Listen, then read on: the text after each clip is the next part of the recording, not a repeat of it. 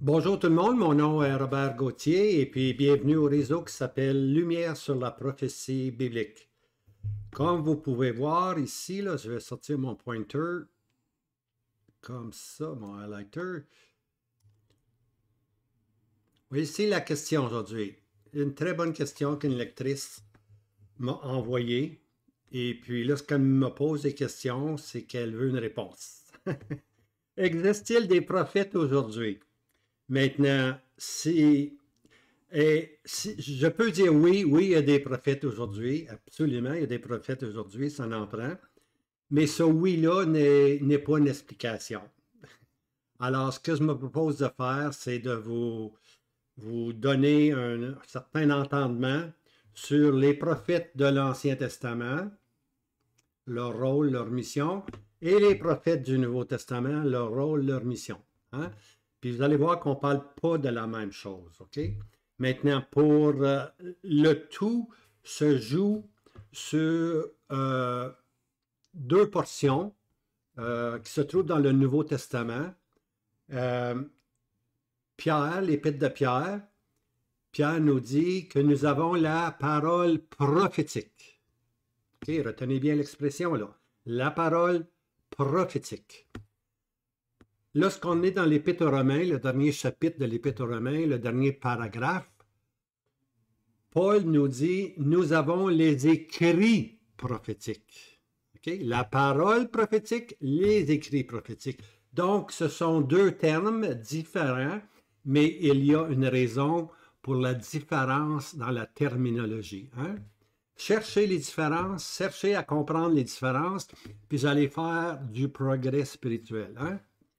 Alors, la parole prophétique, Pierre, Paul, les écrits prophétiques, et puis le tout va être centré sur cette portion-là. Alors, on commence doucement.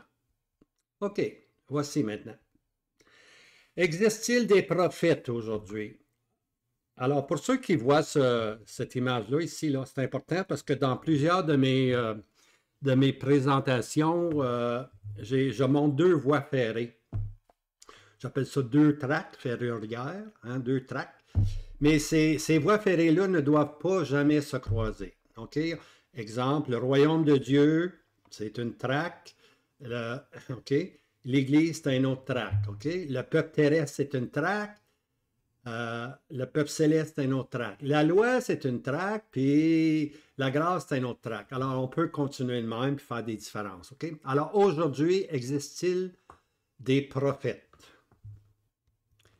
Peut-on croiser les prophètes de l'Ancien Testament et ceux du Nouveau Testament? Alors, si on est dans l'Ancien Testament, lorsqu'on parle des prophètes de l'Ancien Testament, ici, là, est-ce qu'ils sont équivalents à ceux-là ou on peut-tu les croiser tout simplement?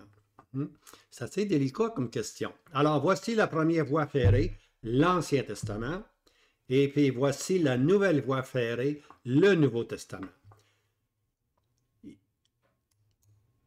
Ici, pour l'Ancien Testament, c'est Pierre qui dit « Nous avons la parole prophétique ». Dans le Nouveau Testament, Paul nous dit « Nous avons les écrits prophétiques ». Commencez-vous à comprendre un peu là, la différence. Hein? On va aller un peu plus loin. Alors, pouvons-nous avoir les mêmes prophètes et les mêmes enseignements? En d'autres mots, est-ce qu'on peut prendre ici les prophètes de l'Ancien Testament puis dire ici que les prophètes du Nouveau Testament, c'est la même chose? Non, on ne peut pas faire ça. On ne peut pas faire ce saut-là. Faire un saut-là, c'est très dangereux et puis ça va confondre tout le monde. L'Ancien Testament a son but. Le Nouveau Testament a son but. L'Ancien Testament, c'est la parole prophétique. Le Nouveau Testament, ce sont les écrits prophétiques. Les écrits prophétiques, je vous le dis tout de suite, sont les écrits des prophètes du Nouveau Testament. La parole prophétique sont les écrits des prophètes de l'Ancien Testament. Okay, là, ça va vous donner un petit peu une réponse. Okay? Maintenant, chaque testament a ses propres prophètes. Okay? Par contre, la terminologie est différente. Okay? Dans l'Ancien Testament, on a la parole prophétique. Voici une voie ferrée, la parole prophétique. Et puis, dans le Nouveau Testament, ça c'est l'autre voie ferrée, c'est les écrits prophétiques.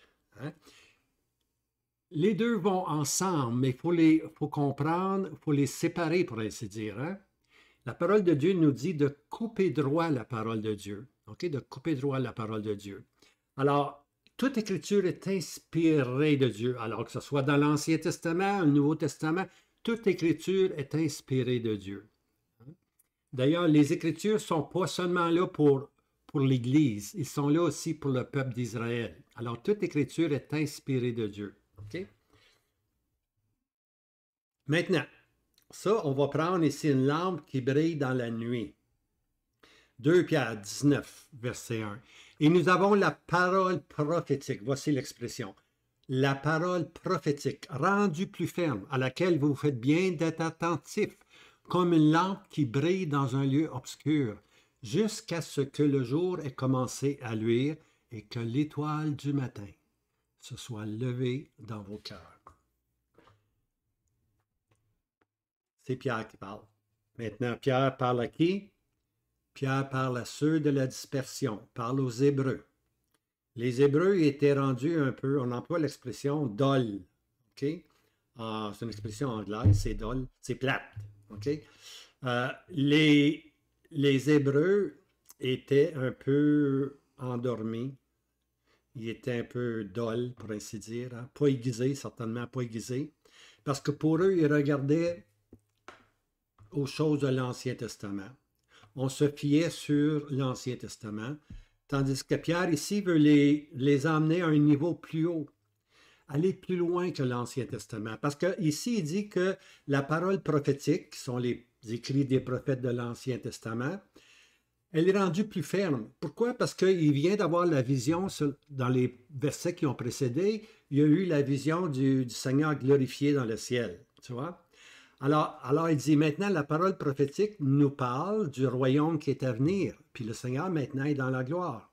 Okay? La parole prophétique, c'est comme une lampe qui brille dans un lieu obscur. On voit les ténèbres, on voit tout le mal qui se passe, on voit la moralité, on voit cette terre-là, comment elle est corrompue. Mais la lumière prophétique, la parole prophétique nous enseigne que ces choses sont là, puis elles existent. OK? Mais ils vont exister jusqu'à ce que, OK, jusqu'à ce que le jour ait commencé à luire.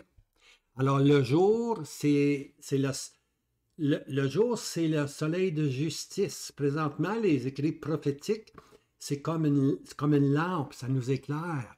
Le plein jour va être lorsque le Seigneur, le soleil de justice, qui va éclairer toutes choses, lorsque le Seigneur Jésus va régner. Okay? Mais entre-temps, on a la parole prophétique qui peut nous aider. Jusqu'à quoi? Jusqu'à ce que le jour ait commencé à luire et que l'étoile du matin se soit levée dans vos cœurs. Voyez-vous, c'est une question de cœur ici. Ce n'est pas une question d'intellect. Ce n'est pas une question de connaissance. La prophétie n'est pas une question de connaissance.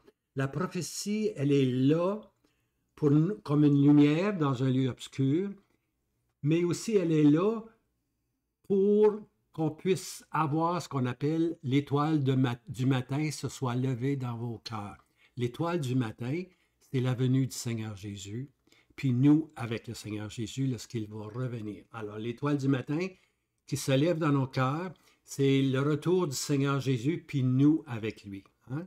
Jusqu'à ce que le soleil de justice, qui est le jour de l'Éternel, le jour de jugement, jusqu'à ce que le règne messianique soit établi. Alors la parole prophétique fait lever en nous le désir du retour du Seigneur Jésus. Hein? Puis ça, c'est une question de cœur, bien-aimé, c'est une question de cœur. Et puis, comme je disais, les Hébreux, à qui Pierre s'adresse, étaient un peu dol là-dessus, étaient un peu dol. Alors, Pierre veut les encourager maintenant à regarder au-delà de la parole prophétique, de regarder maintenant ce que Christ a fait dans le Nouveau Testament, ce que Christ a dit à l'Épître aux Thessaloniciens, qu'il allait revenir les chercher. C'est ça l'étoile du matin qui se lève dans nos cœurs. Okay? C'est le retour du Seigneur Jésus et nous avec le Seigneur Jésus. Alors la parole prophétique nous conduit à ceci, Alors, il y a des gens qui disent, ah, la parole prophétique, les écrits de l'Ancien Testament, c'est faux, bien-aimé.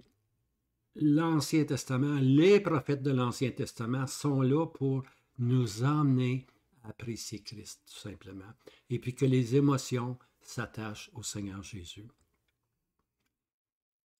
2 Pierre 1, verset 20, sachant ceci, premièrement, qu'aucune prophétie de l'Écriture ne s'interprète elle-même. Maintenant, ici, je m'arrête sur le mot premièrement. Alors, la première règle à comprendre de la prophétie biblique, c'est qu'on ne peut pas l'interpréter par elle-même. Puis il y a une petite étoile ici, c'est une note de M. Darby dans sa traduction. Naît d'une interprétation particulière, c'est-à-dire ne doit pas être considéré isolé, pour ainsi dire.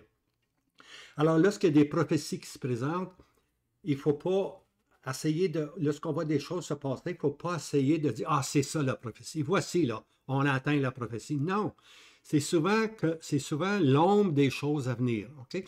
Elle ne donne aucune interprétation particulière.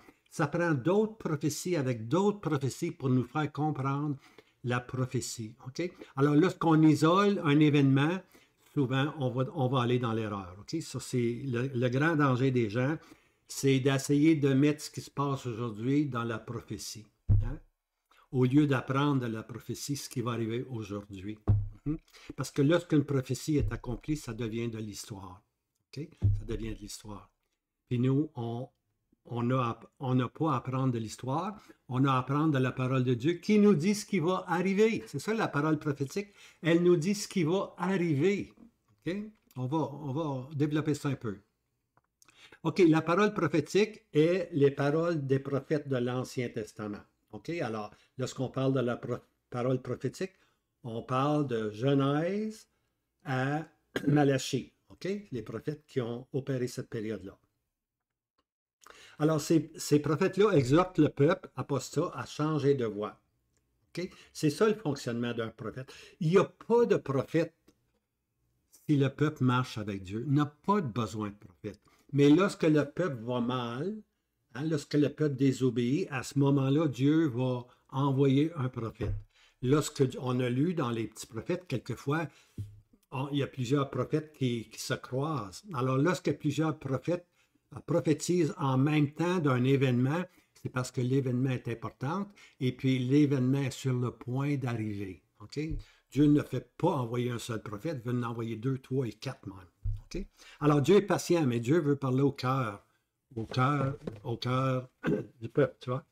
Alors, si le peuple refuse d'obéir, alors le jugement viendra sûrement. Okay? Ça peut prendre du temps, par contre. Ça peut prendre 6 mois. Il y a des jugements qui sont arrivés, ça a pris au-delà de 100 ans, mais ils sont venus. Hein? Je pense à Jonas qui a dit que bientôt Ninive sera jugée. Eh bien, Jonas, il a passé 100 ans. Après ça, Dieu a envoyé un autre prophète, Nahum. Ça a pris encore 120 ans. Fait que ça a vraiment pris 220 ans avant que la prophétie de Jonas s'accomplisse. Mais elle est sûrement arrivée. Elle est arrivée.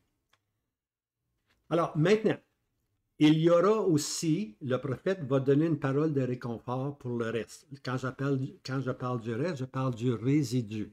OK? Et puis, au résidu, c'est sûr que les temps sont sombres, le peuple est découragé, le résidu a besoin d'être encouragé, puis il a besoin d'avoir une espérance. Alors, le prophète va arriver avec des paroles assez spéciales, il va prédire certains événements, puis il va prédire ce qui va arriver dans le futur, afin que le résidu pieux puisse être vainqueur, devenir vainqueur, être encouragé. OK? Alors, la parole prophétique n'est pas toujours pour condamner. La parole prophétique, pour le résidu, devient souvent un message d'espoir. Hein? Le Messie va venir. Il va naître à Bethléem, etc., etc. Il y a un royaume, il y aura un royaume de justice.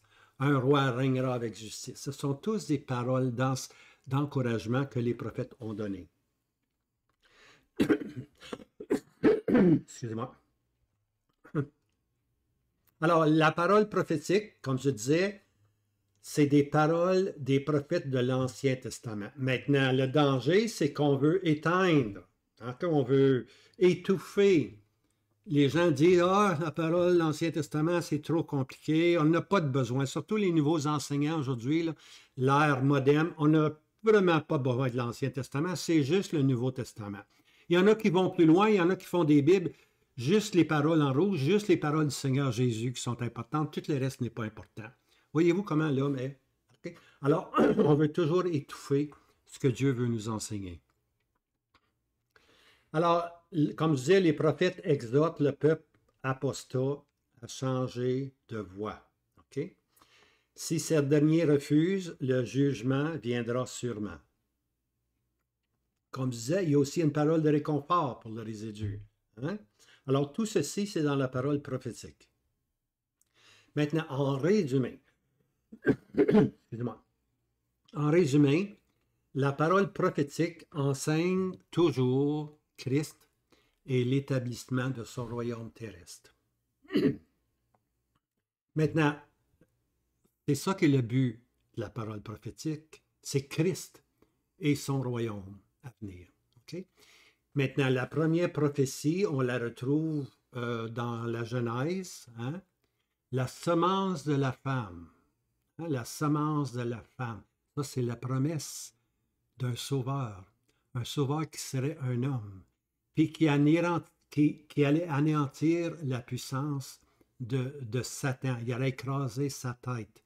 Mais en écrasant la tête ou en écrasant la puissance de Satan, son talon ou sa marche allait être arrêtée. C'est exactement ça qui est arrivé au Seigneur Jésus.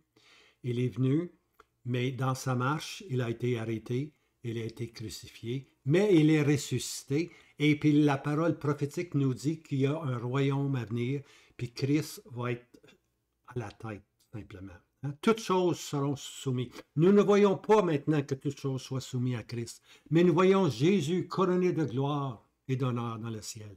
C'est ça l'espérance chrétienne bien-aimée. Que le Seigneur Jésus puisse prendre son règne, et puis nous, comme l'épouse, l'Assemblée, l'Église de Dieu, on puisse être avec lui. Puis lorsqu'il va revenir régner sur la terre, comme le roi des rois, le Seigneur des seigneurs, il va être accompagné de son épouse. Hein? De son épouse. Maintenant, on arrive maintenant dans ce qui est plus de nos jours. On a vu d'un côté la parole prophétique. Maintenant, là, on s'en vient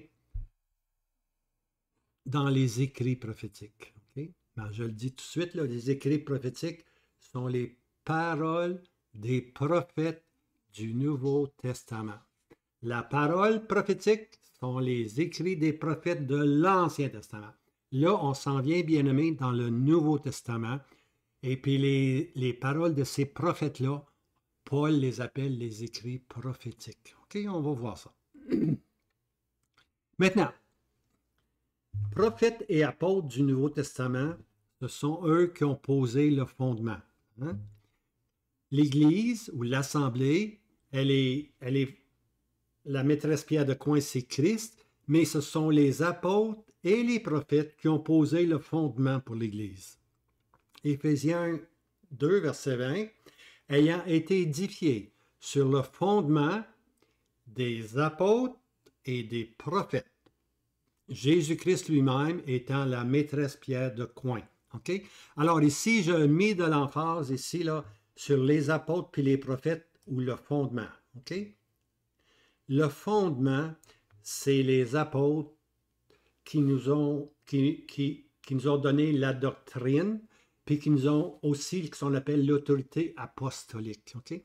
Les prophètes sont ceux qui nous ont donné, qui ont parlé par révélation, qui nous ont donné les pensées de Dieu.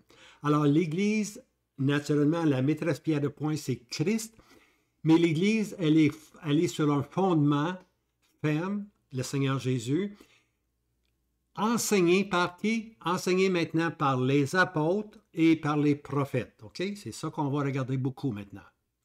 C'est quoi un apôtre? C'est quoi un prophète? OK. Les apôtres, avec leur autorité apostolique, ils régularisaient les assemblées qui se formaient, OK, autour de Christ, la maîtresse pierre de coin. Maintenant, lorsque les apôtres, habituellement, les apôtres, lorsqu'ils passaient assez de temps, 6 mois, 1 an, avec un groupe quelconque, ils nommaient les anciens. OK? C'était à eux de régulariser, c'est eux qui régularisaient les assemblées. Et puis, par contre, dans l'Épître aux Thessaloniciens, on voit que l'apôtre Paul avait passé 3 sabbats. Ça veut dire minimum 2 semaines, maximum 3 semaines. Alors, ils n'ont pas nommé les anciens, tu vois. Mais plus tard, on voit qu'ils vont envoyer des délégués apostoliques. Et puis, ces délégués apostoliques-là vont nommer des anciens. D'ailleurs, même après le retour, après le départ des apôtres, les délégués apostoliques, comme Tite et puis Timothée, avaient cette autorité, cette autorité d'aller et de nommer des anciens. Alors, ce que ça je dis, c'est les apôtres, les délégués apostoliques. Timothée était un délégué apostolique. Tite choisissait eux-mêmes les anciens. On lit dans Actes 14, verset 23. Là, c'est les apôtres, leur ayant choisi des anciens dans chaque assemblée. Alors, comme je disais, c'est les apôtres qui choisissaient les anciens. Okay? Ils avaient l'autorité de choisir les anciens. Dans Tite, Paul dit à Tite, je t'ai laissé à Crète dans ce but, que tu mettes en bon ordre les choses qui restent à régler et que dans chaque ville, tu établisses des anciens suivant que moi j'ai ordonné. Okay? Alors, Paul avait reçu, Timothée et Tite étaient des délégués apostoliques, ils avaient reçu de Paul comment choisir un ancien. Okay? Et puis, il avait l'autorité de les établir. Okay? Maintenant, aujourd'hui, on n'a plus les apôtres, on n'a plus les délégués apostoliques.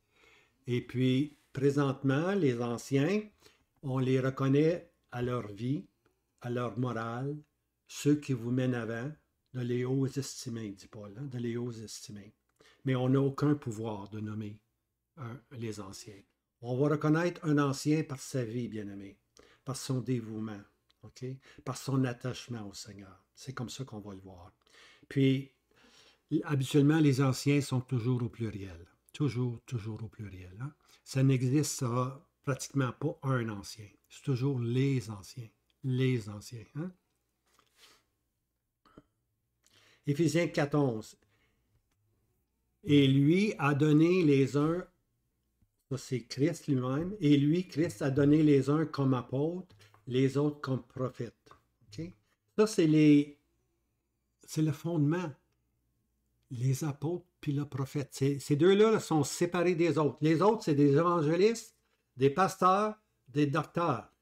Mais les apôtres puis les prophètes, c'est ça qui est le fondement, c'est ça qui est la base. Okay? C'est ça qui est la base. Les prophètes vont nous donner l'autorité apostolique. Les apôtres vont, les apôtres vont nous donner l'autorité apostolique. Les prophètes vont nous donner, eux, la pensée de Dieu. Okay? Les révélations qui sont nécessaires pour l'Église.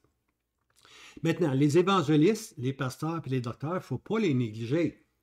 Il ne faut pas les négliger. Ce sont des dons. Okay? Ce sont encore des dons. Ce sont par contre des dons qui demeurent encore. Les apôtres et les prophètes, ça l'a cessé dans un sens. Puis je vais revenir à cette expression-là, les prophètes du Nouveau Testament. Il en existe-t-il encore aujourd'hui? Oui, mais d'une façon différente. Je vais vous l'expliquer. Mais ici, alors, les deux premiers sont des dons de fondement. Okay? Les apôtres, l'Église, elle est bâtie sur la pierre qui est Christ, hein? Et le fondement, c'est les apôtres puis les prophètes.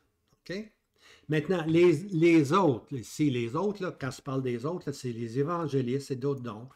Les pasteurs, encore un autre don, puis les docteurs, encore un autre don. Ces dons-là continuent à exister. Okay? Ils existent dans le vrai sens. Okay? Éphésiens 4.12. Pourquoi qu'elle existe? En vue du perfectionnement des saints, pour l'œuvre service, pour l'édification du corps de Christ. Ces dons-là sont là pour nous perfectionner, pour améliorer l'œuvre du service, pour que le corps de Christ soit édifié. Éphésiens 4.13, combien longtemps? Jusqu'à ce que nous parvenions tous à l'unité de la foi et la connaissance du Fils de Dieu, à l'état d'homme fait, à la mesure de stature et de la plénitude de Christ. Alors, c'est sûr que les évangélistes, les pasteurs et les docteurs vont exister. Mais c'est jamais dit que les apôtres vont continuer. C'est jamais dit non plus que les prophètes vont continuer. Mais on va le voir que les prophètes, dans le sens premier, est terminé, mais il y a maintenant un autre sens à donner aux prophètes. OK? C'est ça que je veux développer. Alors, les dons de fondement, apôtres et prophètes, n'allaient pas durer pour toujours. OK? Parce que l'apôtre ou les apôtres, c'est l'autorité apostolique. OK? Les prophètes, c'est la révélation. OK? D'ailleurs, tout le Nouveau Testament est de la révélation. L'Église n'est pas connue dans l'Ancien Testament. Essayez pas de trouver l'Église dans la parole prophétique, les écrits de l'Ancien Testament. L'Église n'est pas là. On peut en faire des applications, mais il ne faut pas oublier que l'Église, elle était cachée. C'était un mystère caché dans les voies de Dieu, puis a été donné par révélation à qui? L'apôtre Paul. À moi a été donné. OK? Alors, c'est intéressant, là. Alors, les prophètes, c'est par révélation, puis tout le Nouveau Testament, c'est de la révélation. Révélation. OK? Des choses nouvelles. OK? Alors, les écrits des prophètes ou les écrits apostoliques nous sont des révélations sur l'Assemblée et sur son fonctionnement sur la terre. Okay? C'est ça que les prophètes du Nouveau Testament, les écrits prophétiques. Okay? Romains 16, verset 5. Voici maintenant le verset que je veux vous montrer. Or, à celui qui est puissant pour vous affermir selon mon évangile. Alors, lorsque Paul parle de son évangile, ce n'est pas seulement croire au Seigneur Jésus, puis tes péchés vont être pardonnés, puis tu vas aller au ciel. C'est pas ça le plein évangile. Le plein évangile, c'est le pardon des péchés, qu'il y a un homme dans la gloire, mais aussi il y a sur la terre maintenant l'assemblée du Dieu vivant. OK? Alors les deux, c'est le mystère qui était caché. Alors Paul, quand on parle du plein évangile, on parle du salut que Paul enseigne, mais aussi la révélation de ce qu'est l'assemblée du Dieu vivant. OK? Et la prédication de Jésus-Christ selon, regardez, c'est selon la révélation du mystère. OK? Donc, il y a un mystère qui était là. Maintenant, il est mis en lumière. Le mystère va être révélé. C'est une révélation. En voici une révélation. Paul a eu plusieurs révélations. Hein? Il va y avoir la révélation de l'enlèvement, il y a eu la révélation de c'était quoi l'assemblée, il y a eu la révélation de la résurrection, il y a eu la résurrection pour la fraction, il y a eu la révélation pour la fraction du pain. Hein? Je vous dis ceci par la parole du Seigneur, la nuit qu'il fut livré. Paul n'était pas là. Mais c'est par révélation maintenant qu'il nous enseigne ces vérités-là. OK? Alors, selon la révélation du mystère, puis là, il y a une petite étoile, là, c'est que M. Darby a mis des notes en bas, je vais vous les montrer. Vous pouvez arrêter la vidéo puis prendre note de ces versets-là et puis plus tard, aller les lire tranquillement. Selon la révélation du mystère, à l'égard duquel le silence a été gardé dès les temps éternels. Oh, un silence a été gardé dès les temps éternels. On pense que l'établissement du royaume, c'est merveilleux. Mais Dieu avait quelque chose de caché encore plus grand que l'établissement du royaume. Dieu avait en vue d'avoir une épouse pour son Fils Christ. Hein? C'est ça le mystère. Le mystère, c'est l'assemblée, c'est l'épouse de Christ. OK? Mais ce mystère-là était gardé dès les temps éternels. Puis là, le verset suivant, Romains 16, verset 26, mais qui a été maintenant, non, mais qui a été manifesté maintenant et qui, par des écrits prophétiques. Alors, le mystère est révélé maintenant. Comment est-ce qu'il est révélé? Par des écrits prophétiques, pas par la parole prophétique. La parole prophétique ne connaît rien de l'Église. Okay? Les saints de l'Ancien Testament ne connaissent rien de l'Église. Donc, les écrits prophétiques, c'est les écrits des prophètes du Nouveau Testament. Okay? Les écrits prophétiques, ceux qui nous ont donné la révélation, a été donné à connaître à toutes les nations selon le commandement du Dieu éternel pour l'obéissance de leur foi. Alors, maintenant, on peut connaître le mystère. Hein? Maintenant, on peut connaître le mystère. Alors, voici les versets là, pour le mystère. OK? Vous pouvez les écrire. prendre une pause, les écrire, puis moi, je continue. Éphésiens 3, versets 1 à 3. C'est pour cela que moi, Paul, prisonnier du Christ Jésus pour vous les nations, si du moins vous avez entendu parler de l'administration de la grâce de Dieu, qui m'a été donnée envers vous, comment par révélation, regardez ici, comment, Paul dit, l'administration qui m'a été confiée, là, elle est grande, c'est l'administration de la grâce de Dieu qui m'a été donnée. Comment est-ce qu'elle m'a été donnée? Elle m'a été donnée par révélation. Hein? C'est par révélation. Paul a reçu des révélations. Hein? Il dit, je connais un homme, il y a 14 ans, qui est monté dans la présence de Dieu, qui a reçu des choses ineffables et glorieuses qu'il n'est pas permis à l'homme de répéter. Alors, Paul était ravi au 3e ciel. Il y aurait eu des révélations. Puis, quelle est cette révélation-là? Le mystère m'a été donné à connaître, ainsi que j'ai écrit partout en peu de mots. Alors, Paul connaît le mystère. Il connaît le mystère, OK? Puis il va l'expliquer. Éphésiens, là, il s'en va dans Éphésiens 3. D'après quoi, là, il parle du mystère ou de l'administration. D'après quoi, en lisant ce que j'ai à vous dire sur le mystère, vous pouvez comprendre quelle est mon intelligence dans le mystère de Christ. Il n'y a personne qui peut expliquer le mystère de Christ. C'est à l'apôtre seul que l'Église est révélée. Ce qu'est l'Église est révélé.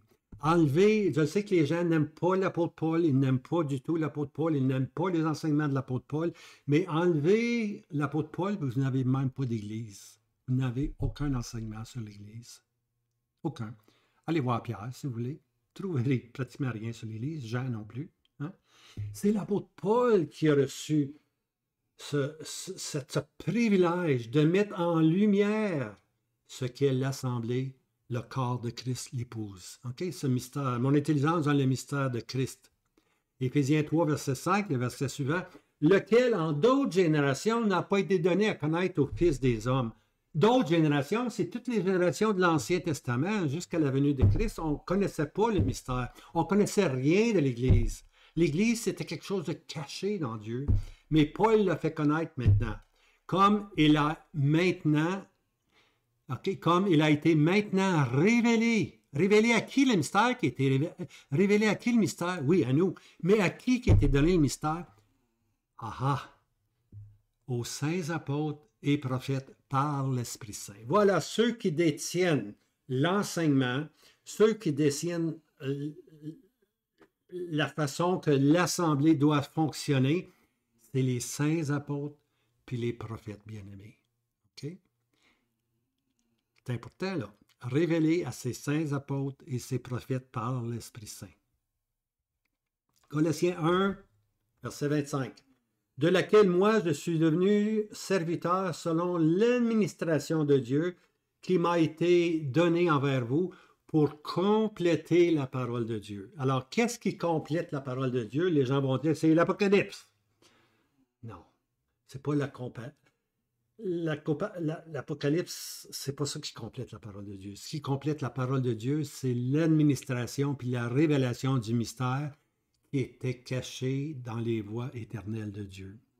C'est ça. Alors, lorsque Paul fait connaître l'Assemblée, Paul peut dire qu'il a complété la parole de Dieu. La parole de Dieu, elle est complète. Elle est complète. C'est sûr qu'il y avait l'Apocalypse à venir. On est conscient de ça. Il y avait beaucoup d'écrits à venir encore de l'apôtre Jean puis de Pierre. Mais dès le moment que l'Assemblée, elle est révélée, elle est donnée à connaître dans les voies de Dieu, la parole de Dieu est complète. On ne peut plus ajouter quoi que ce soit. On ne peut plus ajouter. Quelque chose de complet, tu n'ajoutes rien. Si tu penses ajouter quelque chose, tu fais erreur. OK? Colossiens 1, verset 26, savoir le mystère qui avait été caché dès les siècles et dès les générations, mais qui a été maintenant manifesté à ses saints. Alors, le mystère caché dans tous les siècles, de toutes les générations, maintenant, par les écrits des prophètes du Nouveau Testament, par Paul et par les autres prophètes, on va connaître c'est quoi l'Assemblée, puis on va connaître c'est quoi le fonctionnement de l'Assemblée. Verset 27, Colossiens 1, verset 27, auquel Dieu a voulu donner à connaître quelles sont les richesses de la gloire de ce mystère parmi les nations, c'est-à-dire Christ en vous, l'espérance de la gloire. Hein? De connaître les richesses de sa gloire. Les richesses de sa gloire, ce n'est pas juste l'œuvre de la croix. Les richesses de sa gloire, c'est d'avoir une épouse pour Christ. Okay? C'est un mystère parmi les nations. Okay? C'est un mystère que Dieu prenne parmi les nations, de toute langue, de toute race, de toute nationalité. Que Dieu prenne ces gens-là, puis fasse un avec Christ. Un seul corps avec Christ. C'est ce qui est arrivé à la Pentecôte. Hein? La 50e jour, après la résurrection du Seigneur Jésus, il y a eu ce qu'on appelle la Pentecôte. Et puis, on avait toutes sortes de gens qui étaient là. C'était surtout des Juifs qui étaient là, mais ils ont été unis comme étant un seul corps. Hein? Et puis, aujourd'hui, ça l'a multiplié. Puis, aujourd'hui, ce sont les nations. Ce n'est plus nécessairement les Juifs, ce sont les nations maintenant qui se convertissent et qui viennent à Christ. Alors, pour compléter la parole de Dieu. Alors, le fondement posé par les saints apôtres et prophètes complète la parole de Dieu. Okay? C'est pour ça qu'on les appelle les prophètes puis les apôtres du Nouveau Testament. Ce sont des fondements. Le fondement est bâti sur Christ qui est la maîtresse pierre de coin. Okay? Alors c'est eux qui nous donnent le fondement, hein? Puis c'est eux qui vont compléter la parole de Dieu, vont nous faire connaître la révélation de Dieu. En autre mot, il y a une expression qu'on appelle le canon des Écritures, c'est-à-dire l'ensemble des Saintes Écritures est maintenant complet et puis il n'y a rien à ajouter. La révélation de Dieu, elle est maintenant complète. Il y avait l'Ancien Testament qui parlait de la venue du Messie. Dans le Nouveau Testament, le Messie est venu, puis il y a maintenant son épouse. Et la révélation est maintenant complète. Okay? Puis Apocalypse 22, verset 18 dit « Quiconque veut ajouter à ces choses, faites attention, faites attention. La parole de Dieu, elle est complète. » Alors, si quelqu'un dit « On a un prophète parmi nous hein? », oubliez ça, bien-aimé. La parole de Dieu, elle est complète. Les rôles des apôtres. Le rôle des apôtres, c'est l'autorité apostolique. Le rôle des prophètes, c'est la révélation des vérités chrétiennes a pris fin. Okay? Alors, les apôtres ne sont plus là. Et puis, le rôle des prophètes de révéler les vérités chrétiennes ne sont plus là. Okay? Ils ont posé le fondement et personne ne peut ajouter à l'inspiration des Écritures. Je ne dis pas qu'il n'y a plus de prophètes aujourd'hui. Je dis simplement que le fondement initial par les apôtres et par les prophètes a eu lieu. Okay? Maintenant, le prophète du Nouveau Testament, ce qu'il va faire, lui, il va remettre en lumière les choses qui ont été enseignées par les prophètes dans le Nouveau Testament. Il n'y aura pas de vérité nouvelle, les instruments sont partis. Donc, on a la parole de Dieu complète.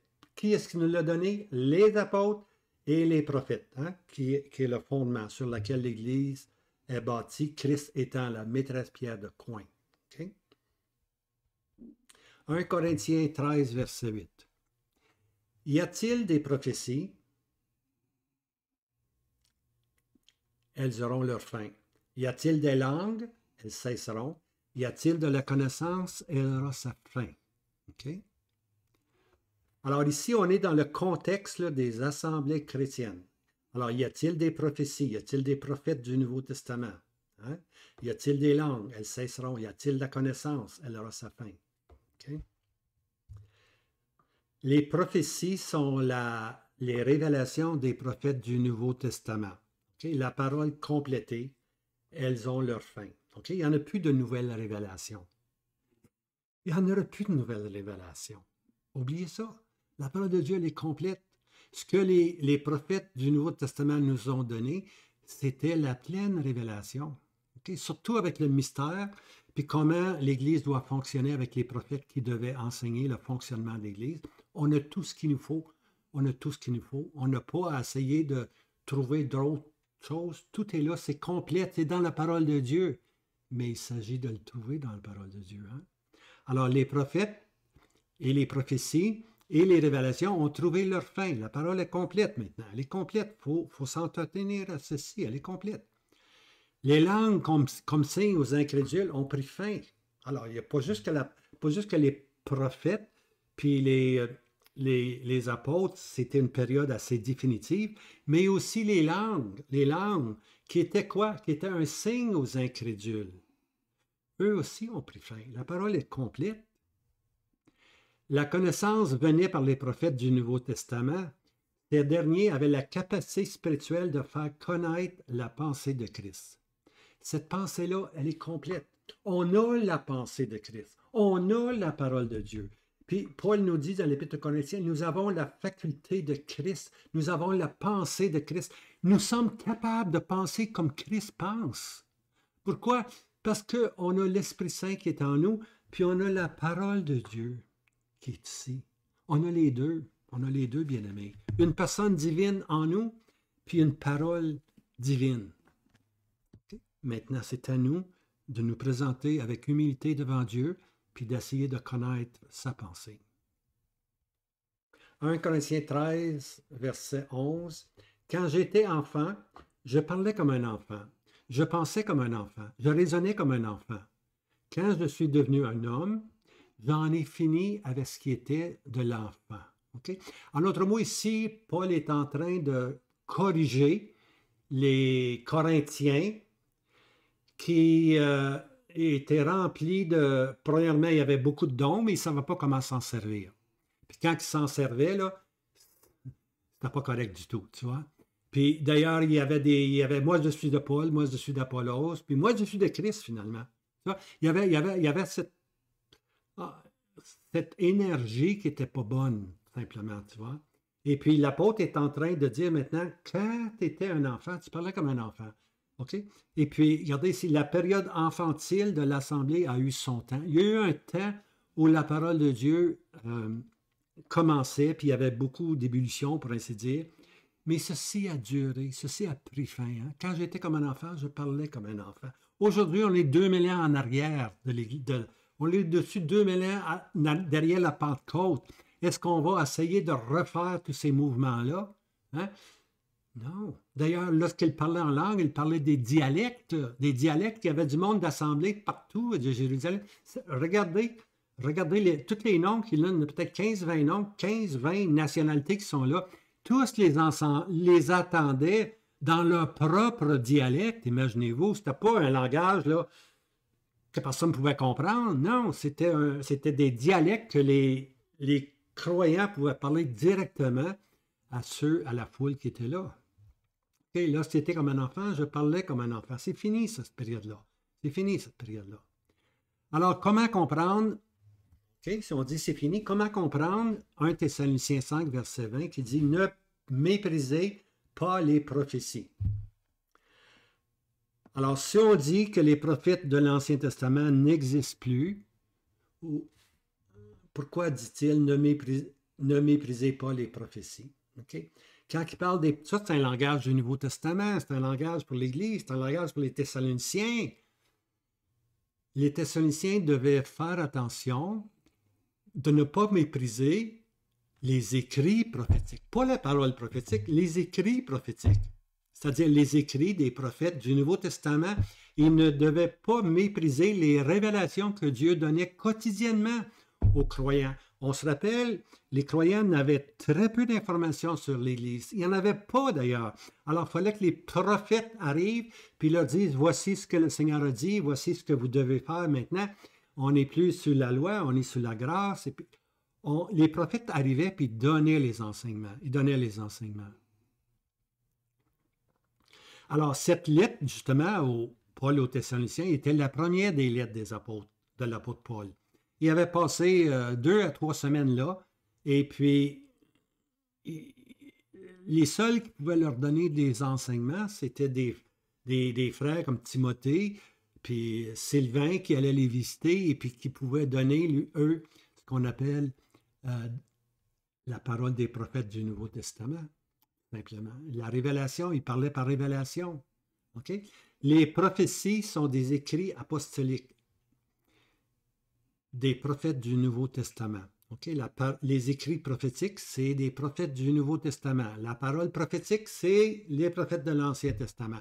Alors ici, les écrits apostoliques ou les écrits des prophètes, ce sont justement des révélations que Dieu donne aux nouveaux croyants.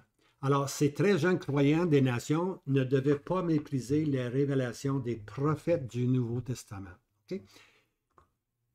On avait des lettres, il y avait des épîtres qui étaient écrits, puis on lisait ces lettres-là, mais les lettres n'étaient pas suffisantes. Souvent, parmi les croyants, il fallait que quelqu'un soit poussé par l'Esprit de Dieu, puis donner des révélations nécessaires, différentes, disons, pour ainsi dire. Chaque besoin avait besoin d'un instrument pour nous aider, pour aider les jeunes croyants à savoir comment aller, comment faire avec ceci. Et puis, c'est les prophètes qui se levaient. Hein? D'ailleurs, que les prophètes parlent 2 ou 3, pas un qu'un, 2 ou 3, imaginez-vous, là. C'était la période où on avait des enseignements. Paul ajoute ceci, éprouvez toutes choses. Oh, c'est intéressant ça. Ne méprisez pas les prophéties, éprouvez toutes choses. Donc, il devait recevoir les enseignements que les prophètes donnaient, mais il fallait qu'il fasse attention aussi. Éprouver toutes choses. Hein? C'est le même langage qu'on trouve dans l'Épître aux Corinthiens, chapitre 14, que les prophètes parlent 2 ou 3, que les autres jugent. Éprouver toutes choses. Les autres, c'est qui? C'est l'Assemblée, mes bien-aimés. On est responsable de reconnaître s'il y a un ministère qui est de Dieu ou qui n'est pas de Dieu. S'il y a un ministère édifie ou un ministère n'édifie pas. On n'a pas à se mettre comme la tête dans le sable et dire non, c'est correct, c'est le fun, c'est comme ça marche. Non, ça ne marche pas de même. Il faut de l'éducation. Il faut que les saints soient encouragés, édifiés. Hein? Puis c'est ça le rôle de la prophétie, c'est parler aux âmes, parler à leur conscience, les édifier, pour ainsi dire. Maintenant, le fonctionnement de l'Assemblée se trouve dans ce passage-ci, là, que je cite, 1 Corinthiens 14, versets 26 à 33. Pas long, hein? 26 à 33. Prenez le temps de le lire. Qu'est-ce donc, frère? Quand vous vous réunissez, là, c'est question, là, voyez-vous, on va se réunir. Alors, quand on se réunit, OK? Quand on se réunit, chacun de vous a un psaume, un enseignement, une langue, une révélation, une interprétation? Non. Que tout se fasse pour l'édification. C'est pas parce que tu as un psaume, c'est pas parce que tu as un enseignement, pas parce que tu as une langue, pas parce que tu as une révélation, pas parce que tu as une interprétation que tu dois simplement, tout le monde se lever en même temps puis la donner ou personne ne se lève. Non. Que tout se fasse pour l'édification. C'était une correction qu'ils faisaient ici. Les Corinthiens, comme je disais, étaient très excités. Hein? Ils étaient très excités et puis eux pensaient que boum, boum, boum, on donnait n'importe quoi. Non, ça ne marche pas de même. Que tout se fasse pour l'édification. C'est le grand trait caractéristique quand vous vous réunissez, qu'il y ait de l'édification au milieu de vous, bien-aimés. C'est le but ultime, l'édification des saints. Et si quelqu'un parle en langue, que ce soit 2 ou tout au plus 3 qui parlent. Chacun à son tour et que quelqu'un interprète. Alors là, on voit qu'il y avait le problème. Il y a des gens qui se levaient là, en langue, ça voulait parler. Alors, Paul dit non, 2 ou 3. 2 ou 3, ça suffit. Mais bien mieux que ça, il faut que quelqu'un interprète. Mais s'il n'y a pas d'interprète, qu'il se taise dans l'assemblée. Ferme ta gueule. Qu'il se taise dans l'assemblée. Et qu'il parle à soi-même à Dieu. Parle à Dieu. Alors, on ne peut pas accepter des choses qui sont contraires à l'édification. Si les gens parlent, si on est une réunion, puis il y a 2, 3 frères allemands qui sont là, puis ils commencent à parler en allemand, ou si un frère chinois est là, commence à parler en mandarin, on ne comprend pas. Donc, il faut dire, wow, ça ne marche pas de même. Hein? C'est pas édifiant, bien aimé. C'est ça qui est la question ici. Il faut que ça fasse pour l'édification. OK, on continue. Que les prophètes, là on arrive aux prophètes. Que les prophètes parlent. Les prophètes parlent 2 ou 3. deux ou trois. Les prophètes parlent deux ou trois. Et que les autres jugent. Ah, éprouver toutes les choses. C'est qui les autres? Les autres ici, c'est l'Assemblée, c'est les croyants, c'est l'Église. L'Église est responsable de juger. Elle n'est pas uniquement responsable de juger le mal, l'ivraie, pas l'ivraie, mais qui est au milieu d'eux. Non, elle doit aussi juger les messages qui sont donnés. OK? Et s'il y a une révélation faite à un prophète, c'est une révélation faite à un autre qui est assis, que le premier se taise. Alors voici un prophète qui est en avant, puis il est en train de donner un message, puis là, il y a un autre prophète qui se lève, une minute. Alors qu'est-ce qu'il doit faire? Il doit l'appeler en avant, puis dire, tu as une nouvelle révélation, donne-nous ta révélation, tu vois. C'était des choses qu'on révélait. C'était des choses que les prophètes faisaient, ils révélaient. On donnait des messages qui révélaient la pensée de Dieu. Hein? Quand vous pouvez tous prophétiser un à un, afin que tous apprennent et que tous soient exhortés. Et les esprits des prophètes sont assujettis aux prophètes. En d'autres mots, tu ne fais pas une présentation sans savoir ce que tu dis. Les esprits des prophètes sont assujettis aux prophètes. OK? Alors, si tu fais une présentation et tu ne sais même pas ce que tu dis, tu peux dire des blasphèmes. OK? Tu n'es pas... Non. Et les esprits des prophètes sont assujettis aux prophètes.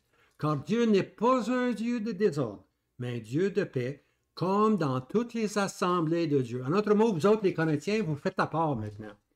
Vous êtes vraiment énervés, puis il n'y a pas d'édification, chacun dit ce qu'il veut, tout le monde arrive armé de toutes sortes de versets, toutes sortes de psaumes, toutes sortes de chansons, puis on en donne, on en donne, on en donne. C'est pas comme ça, c'est du désordre, tu vois. On n'enseigne pas ça dans les autres assemblées. C'est pas comme ça qu'il se passe dans les autres assemblées. Êtes-vous différents? Êtes-vous les seuls à avoir reçu une révélation, Paul va dire? Est-ce que vous... Hey, ça marche pas de même, là. OK? Alors, le prophète de l'Ancien Testament. Maintenant, je fais un contraste. Le prophète de l'Ancien Testament, il rentre en fonction lorsque le peuple s'éloigne de Dieu. Alors, quand ça va bien, il n'y en a pas de prophète de l'Ancien Testament. Okay? Le changement est dicté, on dit quoi faire pour que les choses deviennent normales. Maintenant, si la correction se fait, le mandat du prophète est accompli, oups, il s'en va, c'est fini, la question est réglée. Okay? Par contre, souvent, ce n'est pas le cas. Alors, ce qu'il va faire, c'est qu'il va annoncer le jugement. Hein, il va annoncer le jugement qui est à venir. Puis, le prophète, par l'esprit prophétique, va dire aux résidus pieux, hein, il va leur donner une porte d'espérance. Okay? Une porte d'espérance. Le Messie va venir. Il va y avoir un royaume de justice. Regardez ce qui se passe aujourd'hui, mais il va y avoir le règne de Christ qui va tout changer. Alors, il annonce les choses à venir. Okay? Alors, la fonction du prophète de l'Ancien Testament était naturellement de corriger la situation, mais souvent, il parlait pour prédire ce qui va arriver. Voici ce qui va arriver.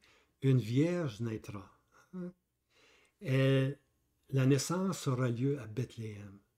Alors, on faisait ce qu'on appelle en anglais du foretelling, dire d'avance ce qui va arriver. Okay? C'est ce que les prophètes, c'est ce que la parole prophétique fait. Elle dit d'avance les choses qui vont arriver. Cacherai-je, Abraham, ce qui va arriver? Hein? Puis le Seigneur Jésus dit à ses disciples, je vous appelle mes amis. Alors, qu'est-ce qu'on fait à un ami? On lui conte nos secrets. Alors, Dieu maintenant, ou Christ maintenant, nous dit par l'Esprit Saint ce qui va arriver à ce monde-là. Okay? Il ne nous a rien caché, le Seigneur, il ne nous a rien caché. On n'est pas pour être ballotté par toutes sortes de vents et de doctrines. On a la parole de Dieu, on a l'Esprit de Dieu qui est en nous. Maintenant, le prophète du Nouveau Testament. Là, ça devient intéressant. Initialement, avant que le Nouveau Testament soit complet, la fonction du prophète était la révélation servant à communiquer la pensée de Dieu aux nouveaux croyants. OK? Et le prophète de fondement qu'on appelle, les prophètes du Nouveau Testament, au jour des apôtres. Initialement, là, avant que le Nouveau Testament soit complet, leur fonction était de donner des révélations, de communiquer la pensée de Dieu aux nouveaux croyants. Ça, c'était les prophètes, puis les prophètes, puis les apôtres du Nouveau Testament faisaient ceci. Ce travail de révélation s'est fait jusqu'au moment où le canon, où la révélation des Écritures fut complète. Une fois que le Nouveau Testament était complet, là, leur rôle accompli, il n'avait plus de choses nouvelles à dire.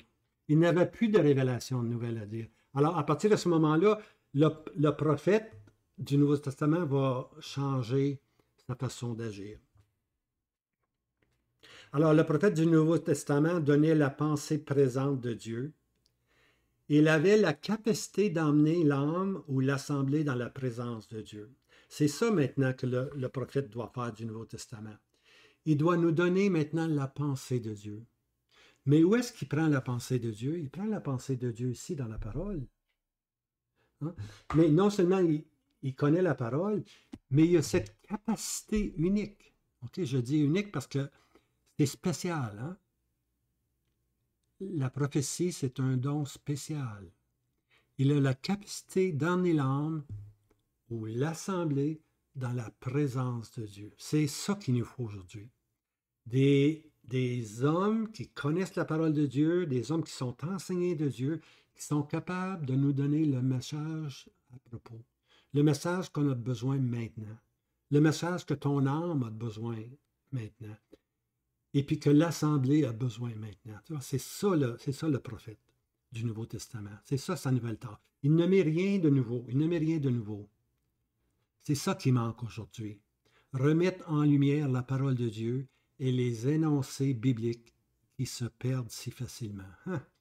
Dès le départ des apôtres puis des prophètes, là, il y a eu les pères de l'Église, puis c'est pas beau. C'est vraiment pas beau. Non, on ne peut pas prendre des enseignements des pères de l'Église, malheureusement. Hein?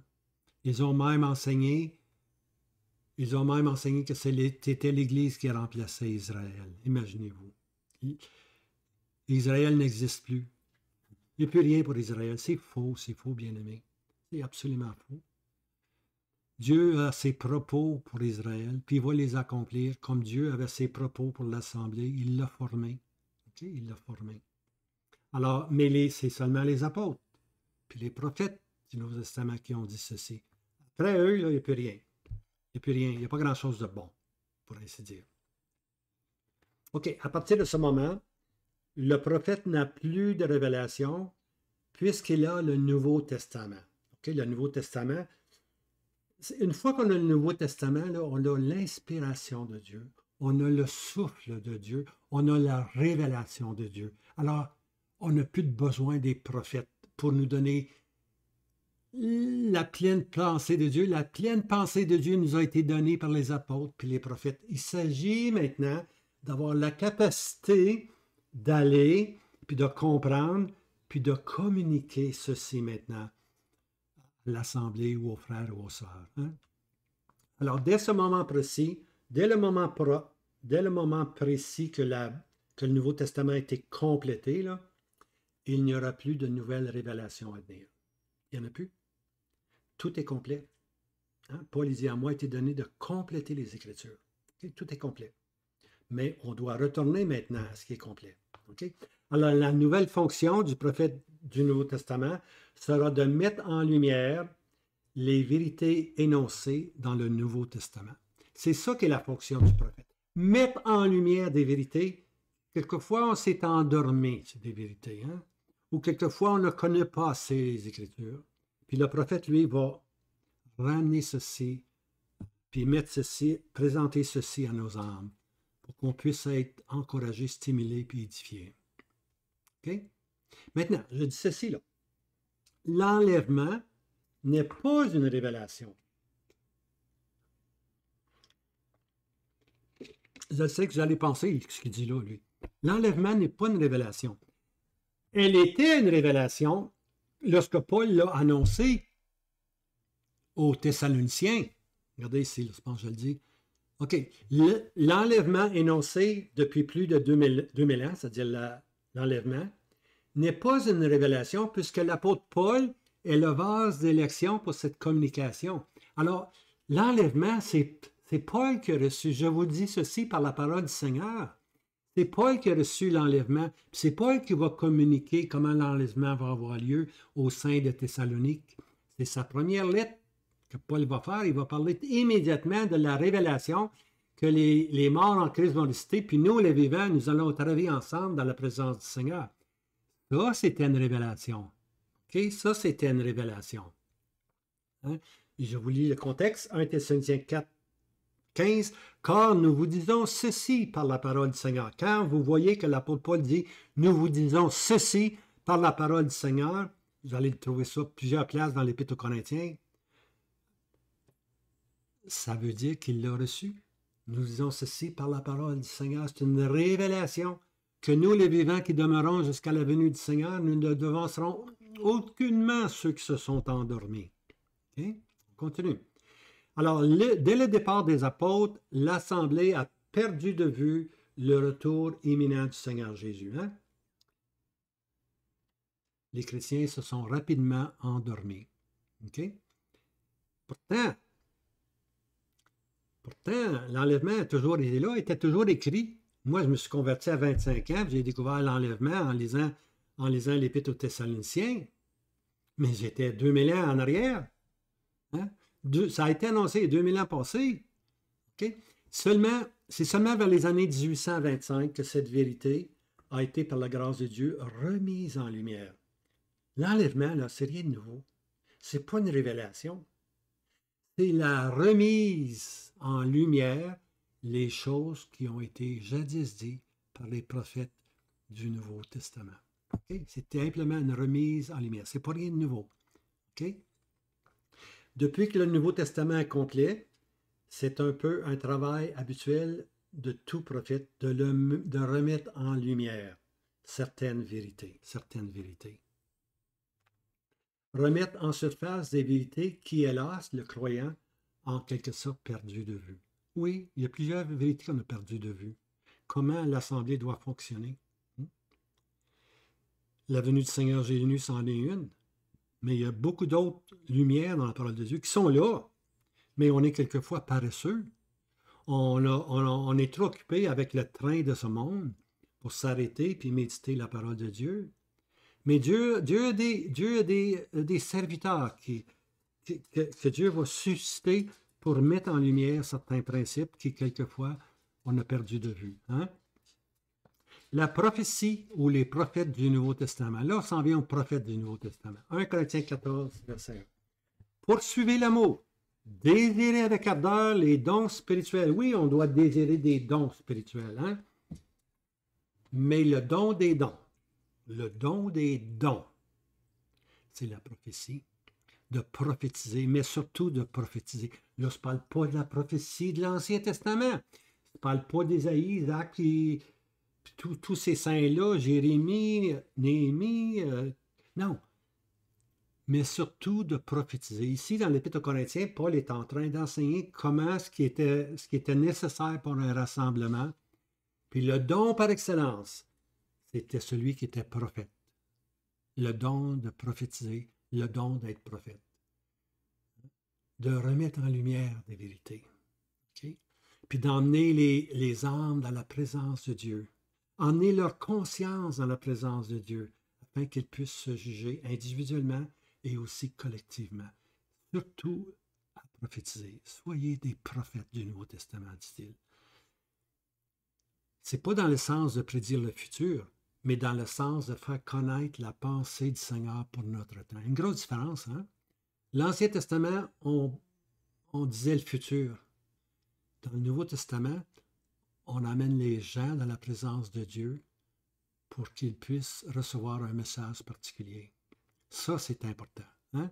C'est important lorsque le serviteur de Dieu nous fait rentrer dans la présence de Dieu pour nous révéler les gloires de Christ, mais aussi révéler notre conscience, notre cœur. Okay? Alors ça, c'est très important. Emporter la présence individuelle ou collective dans la présence du Seigneur, les secrets de son cœur sont rendus manifestes. On lit ceci dans 1 Corinthiens 14. Hein? Que si quelqu'un agit comme prophète, hein, le secret des cœurs sont rendus manifestes. Combien on a besoin, bien-aimés, que le serviteur de Dieu, le prophète de Dieu, amène nos cœurs dans la présence de Dieu, pour rendre nos cœurs manifestes dans la présence de Dieu. Lorsqu'on sort d'une réunion et dire Dieu m'a parlé. Dieu m'a définitivement. Puis ça regarde un peu plus loin, puis un autre frère dit oui. Dieu m'a aussi parlé. Peut-être pas parlé de la même chose aux deux, mais le serviteur était l'instrument pour révéler les secrets des cœurs, pour encourager les gens, pour édifier les uns.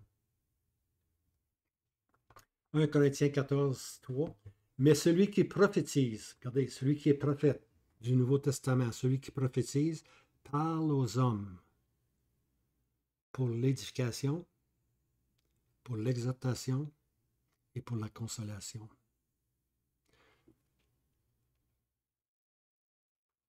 Ce verset n'est pas une définition. Ce n'est pas une définition, c'est d'un prophète du Nouveau Testament. C'est un effet. Bien aimé, c'est un effet. Un effet produit dans l'individu, dans l'âme de la personne. Il édifie, il exhorte, il console. Hein? Il console. Combien on a besoin d'être consolé souvent? Quelquefois, on a besoin d'être exhorté, encouragé. Des fois, on a besoin d'être édifié. Hein? C'est ça le ministère du prophète du Nouveau Testament. Okay? Ce n'est pas une définition, c'est un résultat. On a besoin de voir ces résultats-là. Puis si ces résultats-là ne sont pas là, bien, il y a quelque chose qui manque. Il y a quelque chose qui manque, simplement. Tu vois? 1 Corinthiens 14, verset 12. Ainsi, vous aussi, puisque vous désirez avec ardeur des dons de l'Esprit, cherchez à être abondamment doués pour l'édification de l'Assemblée. Hein? Si vous cherchez des dons, là, le don, c'est le don de prophète, la capacité d'emmener les âmes dans la présence de Dieu. C'est ça qu'on désire le plus, c'est ça qu'on désire. L'enseignant, lui, il donne de la doctrine, il donne de la connaissance. Ça, c'est l'enseignant, il donne de la doctrine par connaissance. Le prophète, lui, il nous emmène dans la présence de Dieu. Il n'y a rien de plus grand, bien-aimé. Désirer être abondamment doué pour l'édification de l'Assemblée. Alors, existe-t-il des prophètes aujourd'hui? Oui. Quel est son caractère? Bien, voici son caractère. On doit être des oracles de Dieu. C'est-à-dire, un oracle, c'est quelqu'un qui donne la pensée de Dieu. C'est ça que le prophète du Nouveau Testament présentement doit faire. Il doit donner la pensée de Dieu. Les prophètes en don de fondement donnaient des révélations pour compléter la parole de Dieu. Maintenant, le prophète doit agir comme oracle. Il doit donner la pensée de Dieu. Il doit donner la pensée. 1 Pierre 14, si quelqu'un parle, qu'il le fasse comme oracle de Dieu. Si quelqu'un sert, qu'il serve comme la force que Dieu lui fournit, afin qu'en toute chose, Dieu soit glorifié par Jésus-Christ, à qui est la gloire et la puissance au siècle des siècles. Oui, ça nous prend des gens qui sont capables de nous donner la pensée de Dieu, des prophètes du Nouveau Testament qui sont capables de nous expliquer la pensée de Dieu, d'emmener nos âmes dans la présence de Dieu pour qu'il y ait de l'édification, hein? Pour qu'il y ait de l'édification et puis qu'on soit encouragé, hein, tout simplement. Voici l'effet maintenant. L'effet du prophète du Nouveau Testament. Cherchez surtout à être des prophètes. Cherchez surtout à prophétiser. Pas dire le futur. Prendre ce qui est dans la parole de Dieu, puis la présenter d'une façon vivante et opérante dans l'esprit de ceux qui nous écoutent. Mais celui qui prophétise parle aux hommes pour l'édification, pour l'exhortation et pour la consolation. J'ai fini, bien-aimé. J'ai fini. Alors, la parole prophétique, c'est l'apôtre Pierre. C'est en rapport avec Christ puis l'établissement du royaume. La parole prophétique est comme une lumière qui brille dans un lieu obscur, mais elle doit être l'outil qui nous fait apprécier le retour du Seigneur Jésus et puis dans nos cœurs se bâtisse cette espérance, oui, Seigneur Jésus vient. Alors, c'est ce à quoi sert la parole prophétique. Les écrits prophétiques, les écrits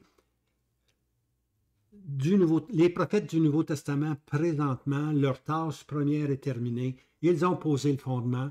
Maintenant, on doit agir comme des prophètes du Nouveau Testament, c'est-à-dire pas rien de nouveau. Hein? Si quelqu'un dit j'ai une nouvelle doctrine, il faut oublier ça, il n'y en a plus de prophète.